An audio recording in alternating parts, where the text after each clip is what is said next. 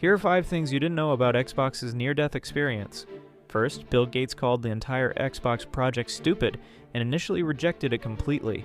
Microsoft engineers had to fight for months just to get a meeting with him. Second, Microsoft almost partnered with Nintendo instead of creating their own console. They offered to build the hardware while Nintendo handled the games, but Nintendo rejected the deal. Third, Microsoft lost over $4 billion on the original Xbox and seriously considered canceling it after just one generation. The losses were so massive that executives questioned if gaming was worth it. Fourth, Halo was never meant to save Xbox, because it was originally planned for Mac and PC only. Microsoft bought Bungie just months before Xbox launched and made it exclusive. Fifth, in 2013, Microsoft came incredibly close to selling the entire Xbox division to Apple. If that deal had happened, PlayStation would dominate today and gaming history would be completely different. One rejected handshake changed everything.